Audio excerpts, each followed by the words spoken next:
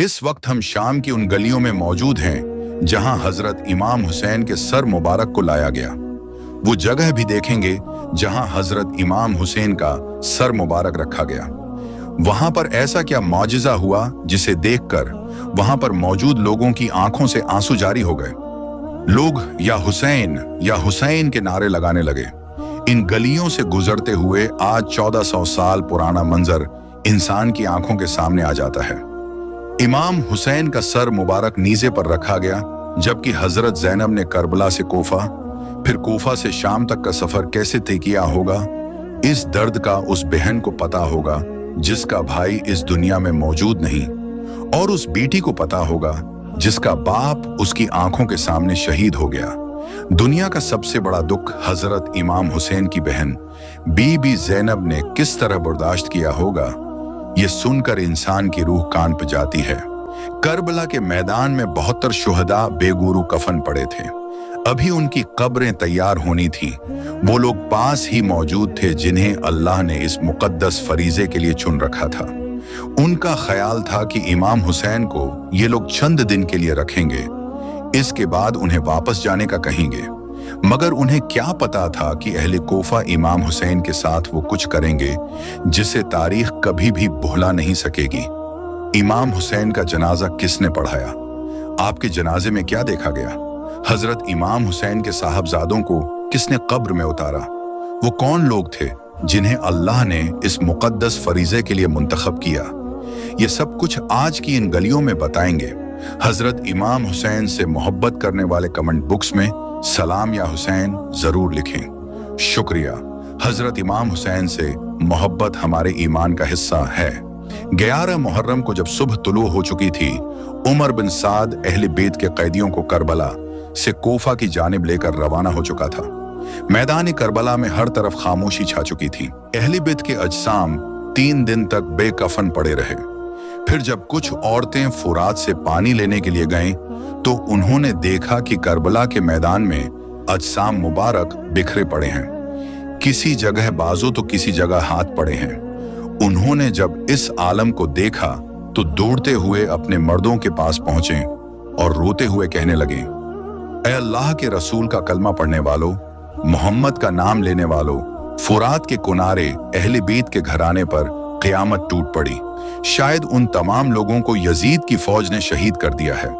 उनके अजसाम मुबारक करबला के मैदान में बिखरे पड़े हैं। उनके खेमे जल चुके हैं। आप लोगों को उनकी तदफीन करनी चाहिए। वो लोग गुस्से से अपनी औरतों को कहने लगे, क्या तुम्हें पता नहीं उनका ये हाल यजीद की फौज ने किया है? अगर हमने उनकी तदफीन कर दी तो हो सकता है यजीद की फौज हम पर हमला कर दे। हम लोग यजीद की दुश्मनी मूल लेना नहीं चाहते। अगर वहां से किसी का गुजर हुआ तो अनजाने में लाजिमन उनकी तदफीन कर देगा। वो औरतें अपने मर्दों से कहने लगी, तुम पर ताज्जुब है, तुम अपने आप को अरब के मर्द कहते हो, अपने आप को मोहम्मद का कलमा पढ़ने वाले कहते हो, खुद को मोहम्मद का गुलाम कहते हो, उनके नवासों और उनकी बेटियों के लिए ये मोहब्बत रखते हो। तुमसे ज्यादा बुज़दिल दुनिया में कोई मौजूद नहीं। क्या हमारे प्यारे नबी ने ये नहीं फरमाया था कि मैं तुमसे एक ही चीज मांग कर जा रहा हूं कि मेरे अहले बीत से मोहब्बत करना, उनका ख्याल रखना। अगर तुम इतने बुज़दिल हो तो तुम्हें जाने की जरूरत नहीं, हम खुद जाकर उनकी तदफीन करेंगे। जब मर्दों की तकरार औरतों के साथ इस मकाम तक पहुंची तो मर्दों में से कुछ की गैरत जाग गई। चुनांचे कबीले वाले उन औरतों के साथ करबला के मैदान में पहुंचे। यहाँ इमाम हुसैन की महक अभी तक आ रही थी। जब वो करबला के मैदान में पहुंचे तो किसी का बाजू नहीं था तो किसी की टांग नहीं थी। अब वो लोग सोच में पड़ गए कि उनकी तदफीन कैसे की जाए। आखिरकार वो इस नतीजे पर पहुंचे कि एक बड़ी कब्र खोद देते हैं, इसमें तमाम लोगों की मिलकर तदफीन कर देते हैं। अभी वो बड़ा सा गड्ढा खोद रहे थे कि कुदरत का करिश्मा हुआ। एक घड़सवार आया। कबीले वालों ने समझा शायद ये यजीद का फौजी है। चुनांचे उन्होंने पूछा, तुम कौन हो? उसने आप दीदा होकर कहा, मैं हुजूर के नवासे का बेटा हजरत अली ज़ैनुल आबिदीन हूं। तमाम लोगों की आंखें भर गईं। इसके बाद उन्होंने इमाम हुसैन के अजसाम मुबारक को करबला के मैदान से चुनना शुरू कर दिया। इसके बाद हजरत अली असगर, हजरत अली अकबर और हजरत इमाम हुसैन को एक जगह पर दफन कर दिया। यूं एक बड़ी सी कब्र खोद कर दूसरे लोगों को दफन कर दिया गया। इसीलिए इस जगह को गंज शुहदा कहा जाता है। यहाँ सब अजसाम उठे दफन हैं। जब तमाम लोगों की तदफीन हो गई तो कबीले का एक फर्द कहने लगा, एक आदमी की तदफीन बाकी है, देखो ये बूढ़ा आदमी कौन रह गया है। इमाम ज़ैनुल आबिदीन आगे बढ़कर कहने लगे, ये हबीब बन मुजाहिर हैं, अल्लाह चाहता है इनकी तदफीन ऐसी जगह हो जहां जब भी कोई इमाम हुसैन के पास आए तो इनको सलाम करके आए। फिर इमाम ज़ैनुल आबिदीन कहने लगे, एक और तदफीन बाकी है। चुनांचा मौला सज्जाद सबको लेकर फुरात के किनारे पहुंचे तो देखा एक बाजू पड़ा था। जब थोड़ा सा आगे चले तो दूसरा बाजू पड़ा था। साथ ही मौला अब्बास का जिस्म मुबारक पड़ा था। चुनांचा मौला अब्बास को उसी जगह दफन कर दिया गया जहां वो जमीन पर गिरे थे। आज भी करबला में हजरत इमाम हुसैन की कब्र और मौला अब्बास की कब्र आमने सामने है। करबला के मैदान में जिस कबीले ने अहले बैत की तदफीन की, उस कबीले का नाम बनु असद था। अहले बैत के कैदी इन्हीं गलियों से गुजरते हुए यजीद के दरबार में पहुंचे।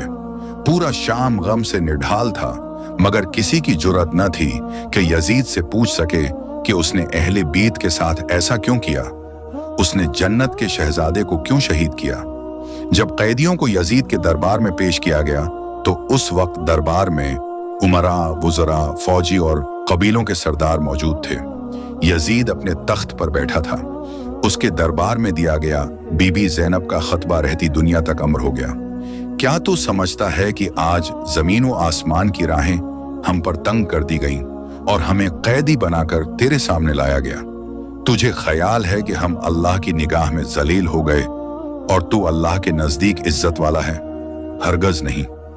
इमाम ज़ैनुल आबिदीन ने फरमाया, मैं मक्का का फर्जंद हूँ, मैं मोहम्मद का नवासा हूँ, मैं अली का बेटा हूँ, मैं फातिमा का लख्त जगर हूँ। जैसे ही उन्होंने ये अल्फाज बोले, दरबार का माहौल बदल गया।